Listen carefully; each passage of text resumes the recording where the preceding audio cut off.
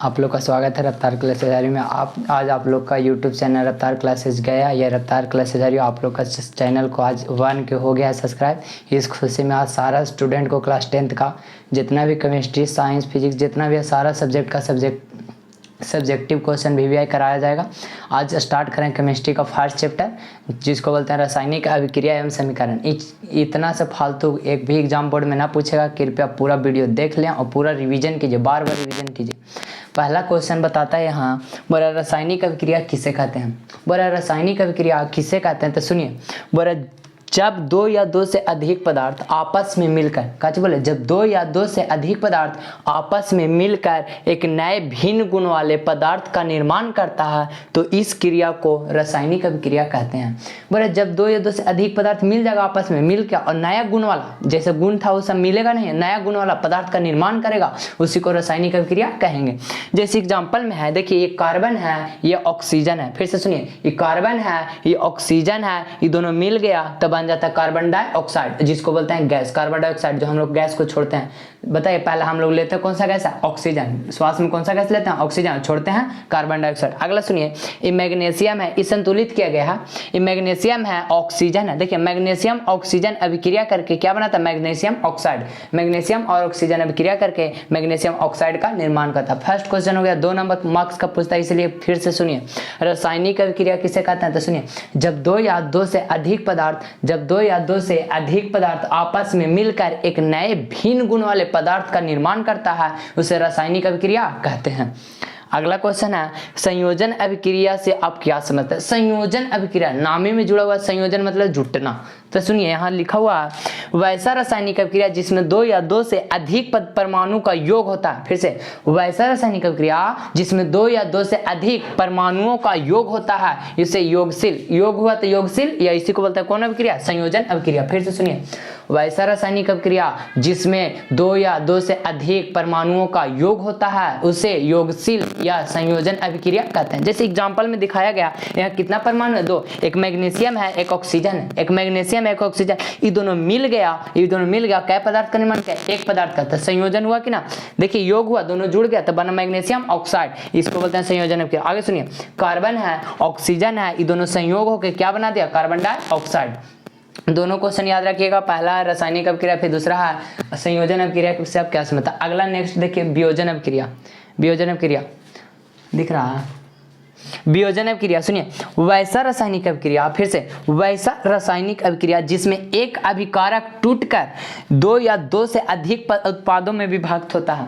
वैसा रासायनिक अभिक्रिया जिसमें एक अभिकारक टूटकर 2 या 2 से अधिक उत्पादों में विभक्त हो जाता है जिसे वियोजन या विखंडन अभिक्रिया कहते हैं। देखिए संयोजन मतलब जुड़ना, इसलिए उसको बोलते हैं योगशील अभिक्रिया। संयोजन मतलब जुड़ना, इसलिए उसको कुछ बोले योगशील अभिक्रिया। और वियोजन का मतलब टूटना, इसीलिए इसको विखंडन अभिक्रिया भी कहते हैं। जैसे देखिए एग्जांपल दिया हुआ है, CaCO3, इसको बोलते हैं कैल्शियम कार्बोनेट। CaCO3 को क्या बोलते हैं, कैल्शियम कार्बोनेट। जब कैल्शियम कार्बोनेट को गर्म करते हैं तो कैल्शियम ऑक्साइड और CO2 गैस बाहर निकलता है। क्या निकलता है, CO2 गैस बाहर निकलता है। आगे सुनिए, ये क्या हो गया, पेंटेन। क्या हो गया, पेंटेन को जब गर्म करते हैं तो देखिए बना मेथेन प्लस, ये क्या बोलता है, ब्यूटेन। मेथेन प्लस ब्यूटेन, ये 2 पदार्थ। तो सुनिए, एक पदार्थ टूटकर 2 या 2 से अधिक पदार्थ में विभक्त हो जाएगा तब वियोजन अभिक्रिया। वही बोले जब 2 या 2 से अधिक पदार्थ मिलकर आपस में प्रक्रिया करके एक बड़े पदार्थ का निर्माण करेगा उसे संयोजन अभिक्रिया कहते हैं। अगला क्वेश्चन है, 3 क्वेश्चन हो चुका। अगला सुनिए, विस्थापन अभिक्रिया, या इसी को बोलते हैं प्रतिस्थापन अभिक्रिया। विस्थापन या प्रतिस्थापन अभिक्रिया से आप क्या समझते हैं तो सुनिए, बोला वैसा रासायनिक अभिक्रिया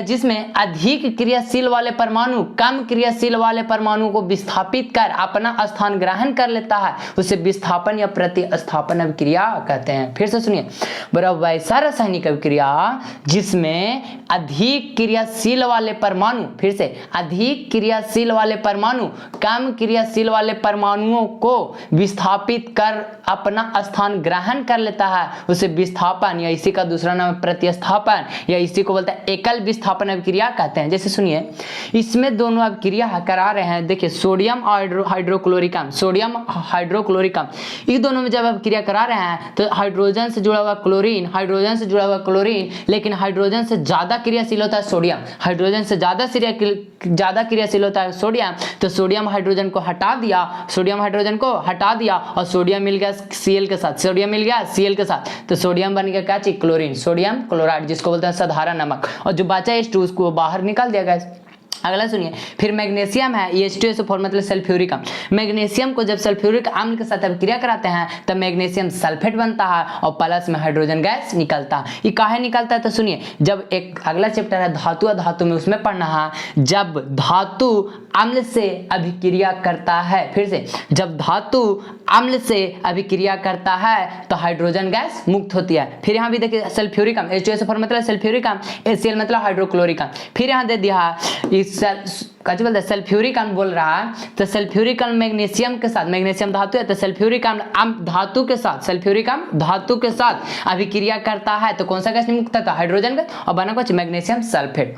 एक और क्वेश्चन देखिए, विद्युत अपघटन अभिक्रिया, ये भी क्वेश्चन बोर्ड में बहुत बार पूछा है, तो सुनिए विद्युत अपघटन अभिक्रिया क्या है, तो सुनिए वैसा रासायनिक अभिक्रिया जिसमें धातुओं के द्रवित ऑक्साइड एवं क्लोराइड से होकर विद्युत धारा प्रवाहित करने पर वे अपघटित हो जाते हैं। फिर से सुनिए, वैसा रासायनिक अभिक्रिया जिसमें धातुओं के द्रवित मतलब घुला हुआ ऑक्साइड या क्लोराइड, ऑक्साइड या क्लोराइड, उसमें जब विद्युत धारा प्रवाहित करते हैं, विद्युत धारा प्रवाहित करते हैं तो वह क्या हो जाए, अपघटित, अपघटित का मतलब टूट जाते हैं। इस अभिक्रिया में धातु कैथोड पर ऑक्सीजन या क्लोरीन गैस एनोड पर, देखिए इस अभिक्रिया में जो धातु रहेगा वो कैथोड पर, जो बचेगा वो कहाँ जाएगा, एनोड पर मुक्त हो जाएगा। जैसे एग्जांपल बताया गया है NaCl सोडियम क्लोराइड है, तो सोडियम क्लोराइड के फिर से सुनिए द्रवित सोडियम क्लोराइड के में विद्युत धारा प्रवाहित किए तो सोडियम अलग हो गया और क्लोराइड अलग हो गया। क्लोराइड देखिए जब Cl रहेगा तो क्लोरीन और दो गो रहेगा तो क्या चीज बोलते हैं उसको, क्लोराइड। तो देखिए सोडियम कैथोड पर और क्लोराइड एनोड पर। आगे सुनिए, एक क्वेश्चन और इसमें पूछता है वैद्युत अपघटन क्यों किया जाता है, तो वैद्युत अपघटन का क्या उपयोग है, तो सुनिए वैद्युत अपघटन का उपयोग किया जाता है धातुओं को निष्कासन करने में। क्या बोले, वैद्युत अपघटन का उपयोग धातुओं को निष्कासन करने में किया जाता है। बंद कीजिए। देखिए अगला क्वेश्चन, बोला ऊष्माक्षेपी अभिक्रिया किसे कहता है, ऊष्माक्षेपी अभिक्रिया किसे कहता है, पढ़िए। बोला वैसा रासायनिक अभिक्रिया जिसमें ऊष्मा का उत्सर्जन होता है अर्थात ऊष्मा निकलता है। फिर से वैसा रासायनिक अभिक्रिया जिसमें ऊष्मा का उत्सर्जन, ऊष्मा का उत्सर्जन कहने का मतलब ऊष्मा निकलेगा, जिस अभिक्रिया में ऊष्मा निकलेगा उसे ऊष्माक्षेपी अभिक्रिया कहेंगे, और उसी का उल्टा ऊष्माशोषी, जिस अभिक्रिया में ऊष्मा का अवशोषण होगा उसे ऊष्माशोषी अभिक्रिया कहते हैं। बारी बारी से पढ़ेंगे। देखिए फिर से, वैसा रासायनिक अभिक्रिया जिसमें ऊष्मा का उत्सर्जन होता है अर्थात ऊष्मा निकलता है उसे ऊष्माक्षेपी अभिक्रिया कहते हैं। और जितना भी संयोजन अभिक्रिया है उस सारा कौन अभिक्रिया कहलाएगा, ऊष्माक्षेपी। बोले जितना भी संयोजन अभिक्रिया है वो सारा क्या कहलाएगा, ऊष्माक्षेपी। अगला है जैसे यहाँ पे देखिए carbon plus oxygen, carbon plus oxygen बना कुछ carbon dioxide, carbon plus oxygen बना कार्बन डाइऑक्साइड। और कार्बन डाइऑक्साइड जब महसूस कीजिएगा, जब हम लोग सांस छोड़ते हैं तो जो सांस छूटता है उसमें क्या होता है, कार्बन डाइऑक्साइड। और जो कार्बन डाइऑक्साइड होता है हल्का गर्म दिखेगा, हल्का गर्म लगेगा, महसूस कैसा होगा, गर्म। जब गर्म महसूस होगा तो कौन अभिक्रिया, ऊष्माक्षेपी। काहे को उसमें क्या नहीं करा, ऊष्मा। आगे देखिए ऊष्माशोषी, वैसा रासायनिक अभिक्रिया जिसमें ऊष्मा का अवशोषण होता है, वैसा रासायनिक अभिक्रिया जिसमें ऊष्मा का अवशोषण होता है उसे ऊष्माशोषी अभिक्रिया कहते हैं। और जितना भी वियोजन अभिक्रिया, सभी वियोजन अभिक्रिया क्या कहलाता, ऊष्माशोषी। जितना भी वियोजन अभिक्रिया वो क्या कहलाता, ऊष्माशोषी। और जितना भी संयोजन अभिक्रिया है, जितना भी संयोजन अभिक्रिया वो क्या कहलाएगा, ऊष्माक्षेपी। और जितना भी वियोजन अभिक्रिया वो क्या कहलाएगा, ऊष्माशोषी। देखिए जैसे कैल्शियम कार्बोनेट, जब आप घर वाला जो पुतैया करने वाला जो व्हाइट चूना लाते हैं, जब उस रहता है ठंडा, जब उसमें पानी या डालते हैं तो उसमें क्या निकलता है, बुलबुला जैसा करते करते करते करते उसका रंग दूधिया हो जाता है। कैल्शियम कार्बोनेट, कार्बन डाइऑक्साइड के कारण तो काच हो जाता है, उष्मा देता, भाप देता है। क्या देता है, भाप। तो देखिए गर्म किए तो बना कैल्शियम ऑक्साइड और प्लस में कार्बन डाइऑक्साइड, और इसके साथ क्या निकलता है, उष्मा। जो जिस बर्तन में रखे वो बर्तन क्या हो जाता है, गर्म। आगे सुनिए, संतुलित समीकरण क्या है, रासायनिक समीकरण को संतुलित करना क्यों आवश्यक है, तो सुनिए वैसा रासायनिक समीकरण जिसमें अभिकारक एवं प्रतिफल दोनों में तत्व की परमाणु संख्या समान होती है, वैसा रासायनिक समीकरण जिसमें दोनों तरफ अभिकारक और प्रतिफल, अभिकारक और प्रतिफल दोनों तरफ परमाणु में तत्व की संख्या क्या होती है, बराबर, परमाणु तत्व की संख्या बराबर, उसे संतुलित समीकरण कहते हैं।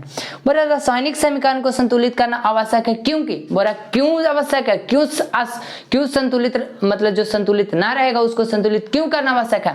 तो यहाँ बोल रहा है कि रासायनिक समीकरण को संतुलित करना आवश्यक है क्योंकि जब समीकरण को संतुलित नहीं करेंगे तो द्रव्यमान संरक्षण के नियम को उल्लंघन कर देगा। देखिए द्रव्यमान संरक्षण के नियम 9 क्लास में पढ़ना था, उसमें बताता है कि ना तो एक पदार्थ दूसरे पदार्थ में ना तो घट सकता है ना तो बढ़ सकता है, जब अभिक्रिया किया तो जितना था उतना ही रहेगा। तो वही बता रहा है। आगे सुनिए, जैसे कार्बन प्लस ऑक्सीजन बना कार्बन डाइऑक्साइड, कैल्शियम कार्बोनेट टूट के बना कैल्शियम प्लस और कार्बन डाइऑक्साइड।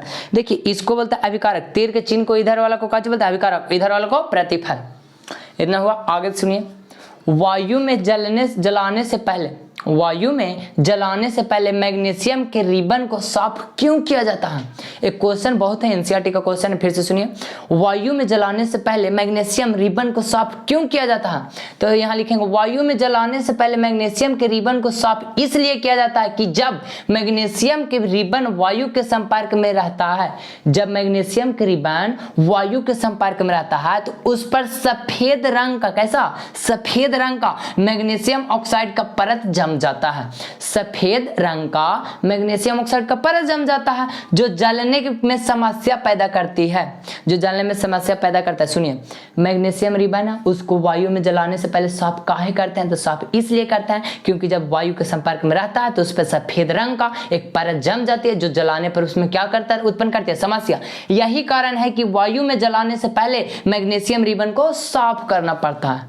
फिर से सुनिए, मैग्नीशियम रिबन को साफ क्यों करते हैं, तो मैग्नीशियम रिबन को अगर साफ नहीं करेंगे तो जब जैसे मैग्नीशियम को वायु के संपर्क में लाते हैं मैग्नीशियम रिबन को, तो उसमें एक सफेद रंग का परत जिसको बोलते हैं मैग्नीशियम ऑक्साइड परत जम जाती है जो जलने में समस्या पैदा करते हैं। जब जलाते हैं तो बड़ी कठिनाइयों के साथ करता है, उसी को बोलते हैं मैग्नीशियम रिबन को साफ करते हैं। यही कारण है कि वायु में जलाने से पहले मैग्नीशियम रिबन को साफ किया जाता है।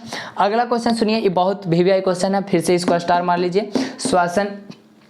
श्वसन की क्रिया को ऊष्माक्षेपीय अभिक्रिया क्यों कहते हैं, श्वसन की क्रिया को ऊष्माक्षेपीय अभिक्रिया क्यों कहते हैं। तो सुनिए, श्वसन की क्रिया ऊष्माक्षेपीय अभिक्रिया है क्योंकि, श्वसन की क्रिया ऊष्माक्षेपीय अभिक्रिया है क्योंकि जब श्वसन की क्रिया होती है, जब श्वसन की क्रिया होती है तो बहुत अधिक मात्रा में ऊष्मा का उत्सर्जन होता है। जैसे सांस लिए, ऑक्सीजन लिए, फिर छोड़े, जब छोड़ते हैं तो इसमें क्या निकलता है, कार्बन डाइऑक्साइड, और कार्बन डाइऑक्साइड तो निकलता है, कैसा निकलता है, गर्म, तो गर्म निकलेगा तो क्या निकलता है, ऊष्मा। तो वही बोल रहा है श्वसन की क्रिया ऊष्माक्षेपीय अभिक्रिया क्योंकि जब श्वसन की क्रिया होती है तो बहुत अधिक मात्रा में ऊष्मा का उत्सर्जन करने के बाद ऊष्मा निकलती है। जैसे पाचन के दौरान भोजन अनेक सरल पदार्थों में विभक्त हो जाता है। जैसे हमारे शरीर में जैसे हमारे जो बॉडी में भोजन लेते हैं, जब पाचन के समय उसका जो जितना भी भोज पदार्थ है अनेक छोटा छोटा भागों में विखंडन हो जाए। बायोलॉजी का फर्स्ट चैप्टर या सेकंड चैप्टर में पढ़ना बताएंगे। अनेक सरल पदार्थों में विभक्त हो जाता है जिससे ऊष्मा उत्सर्जित होती है। जब टूटता है तो क्या होता है, ऊष्मा उत्सर्जित होती है, होने लगता है। यही कारण है कि श्वसन को ऊष्माक्षेपीय अभिक्रिया कहा जाता है। अगला क्वेश्चन देखिएगा, क्वेश्चन नंबर अगला देखिए, बोला कॉपर सल्फेट के विलयन में लोहे की कील डालने पर विलयन का रंग बदल जाता है क्यों। एक बड़ा लॉजिक क्वेश्चन बोल रहा है, कॉपर सल्फेट के विलयन रहते जो ना तब मिला हुआ, उसमें अगर लोहे की कील डालेंगे तो उसका रंग बदल जाता है क्यों। तो सुनिए, कॉपर सल्फेट के विलयन में लोहे की कील डालने पर विलयन का रंग बदल जाता है क्योंकि जब कॉपर सल्फेट के विलयन में जब लोहे की कील डाला जाता है तब वह कॉपर को ही विस्थापित कर देता है। मैंने जब लोहे के कील को कॉपर सल्फेट में विलयन में डालते हैं ना तो क्या करता है, कॉपरे को विस्थापित कर देता, कॉपरे को हटा देता है। इसके कारण इसका रंग कैसा हो जाता है, जिससे उसका रंग भूरा हो जाता है, जिससे उसका रंग क्या हो जाता है, भूरा, अर्थात रंग बदल जाता है। जैसे कि क्रिया बताया गया, ये आयरन है, आयरन मतलब क्या चाहिए, लोहा के कील है मान के चलिए। ये है कॉपर सल्फेट, ये दोनों, ये कॉपर सल्फेट का एक्वा मतलब होता है विलयन, एक्वा मतलब विलयन। इसको में जब लोहे की कील को डाले ना तो क्या किया, कॉपर को विस्थापित कर दिया, कॉपर को विस्थापित मतलब कॉपर को हटा दिया, आपने जुड़ गया, तो इसको इसका रंग कैसा हो गया हरा और इसका रंग कैसा हो गया लाल भूरा। तो बताइए विलयन का रंग नीला था और कॉपर सल्फेट में लोहे की कील को डालें तो इसका रंग क्या हो गया, बदल गया। अगला क्वेश्चन बोल रहा है लोहे की वस्तुओं को हम पेंट क्यों करते हैं। एक बहुत अच्छा क्वेश्चन है। जब हम लोग जैसे दरवाजा खिड़की से होता है तो उस लोहा का रहता है तो उसको हम पेंट क्यों करते हैं। तो सुनिए लोहे की वस्तुओं को हम पेंट करते हैं क्योंकि जब लोहे को खुली अवस्था में छोड़ देने से वह वायु से अभिक्रिया करने लगता है जिससे जंग लगने की संभावना प्रबल हो जाती है। फिर से सुनिए जब लोहे को मुक्त अवस्था में जैसे खुले हवा या नमी में छोड़ देता है तो वह क्या करने लगता है, तो उससे वायु से अभिक्रिया करके जिससे जंग का संभावना लगभग उसमें क्या लगने लगता है, जंग लगने लगता है, संभावना उत्पन्न हो जाती है। परंतु जैसे ही हम उसे पेंट करते हैं तो उसकी ऊपरी भाग सुरक्षित हो जाता है और जंग नहीं लगता। बोल रहा लोहे की वस्तुओं को हम पेंट क्यों करते, मतलब क्वेश्चन है लोहे की वस्तुओं को हम पेंट क्यों करते हैं। तो लोहे की वस्तुओं को हम पेंट इसलिए करते हैं क्योंकि जब लोहा को खुली अवस्था में छोड़ देते हैं तो वायु से अभिक्रिया करके क्या बना लेता है, अपने ऊपर जंग लगने की संभावना होती है, मतलब खराब होने की संभावना होती है। इसलिए उसको जब उसको पेंट करते हैं तो उसके ऊपरी सतह पे जंग नहीं लगता और जिसका सुरक्षित हो जाता। बोला अतः जंग से बचाने के लिए लोहे की वस्तु को पेंट करते हैं। लॉजिक क्वेश्चन सिंपल है। बोला लोहे की वस्तुओं को हम पेंट क्यों करते हैं, तो लोहे की वस्तुओं को हम जंग से बचाने के लिए पेंट करते हैं। अगला क्वेश्चन देखिए संक्षारण किसे कहते हैं।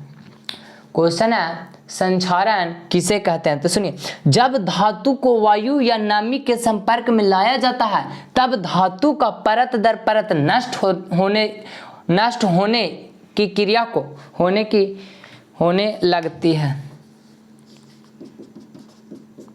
होने लगता है। इस प्रक्रिया को ही संक्षारण कहते हैं। फिर से सुनिए संक्षारण किसे कहते हैं। तो सुनिए जब धातु को वायु या नमी के संपर्क में लाया जाता है, फिर से जब धातु को वायु या नमी के संपर्क में लाया जाता है तब धातु का परत दर परत नष्ट होने लगता है। इस प्रक्रिया को ही संक्षारण कहते हैं। जब वायु के संपर्क में लाएं तो उसका परत दर परत खराब होने लगता है तो इसी क्रिया को क्या कहते हैं, संक्षारण।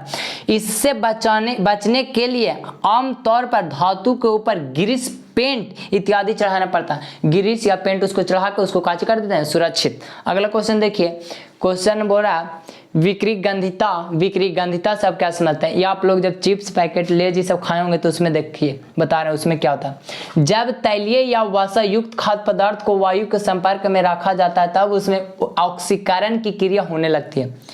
जब कोई पदार्थ को वसायुक्त हो न तो तेल वाला पदार्थ को जैसे हवा में छोड़ देते हैं मतलब तो क्या करने लगता है, ऑक्सीकरण होने लगता है जिससे उसमें गंध उत्पन्न हो जाती है। जैसे खाना पदार्थ जो तेल वाला पदार्थ है बहुत जल्द खराब हो जाता है। जैसे चिप्स का पैकेट है तो पैकेट में सुरक्षित क्यों रहता है, तो सुनिए आगे बोले जब तेलीय पदार्थ या वसायुक्त खाद्य पदार्थ को वायु के संपर्क में रखा जाता है तब उसमें ऑक्सीकरण की क्रिया होने लगती है जिससे उसमें गंध उत्पन्न हो जाती है। परंतु जैसे ही वायु को निकाल के उसके स्थान पर कौन सा गैस, नाइट्रोजन गैस, कौन सा गैस, नाइट्रोजन गैस भर दी जाती है तब भोजन सुरक्षित बच जाता है।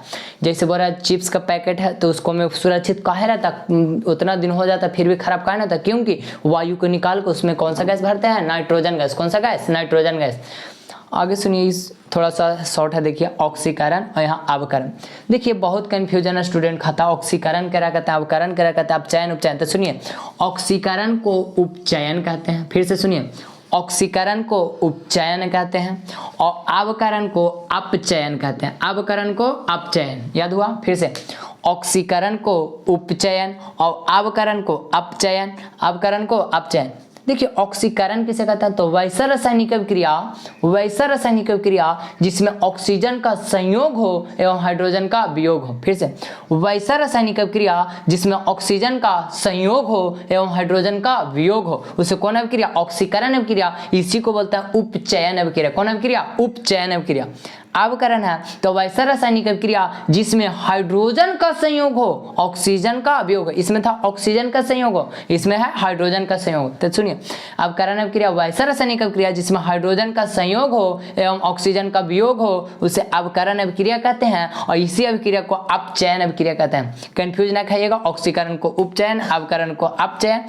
और ये दोनों ऑक्सीकरण अवकरण दोनों साथ साथ होगा, फिर से सुनिए, ऑक्सीकरण अभिक्रिया अवकरण अभिक्रिया दोनों साथ साथ होगा तो इसी को कौन अभिक्रिया बोलते हैं, रेडॉक्स अभिक्रिया। देखिए इतना तक कंप्लीट कीजिए, आगे क्वेश्चन फिर बताया जाएगा अगला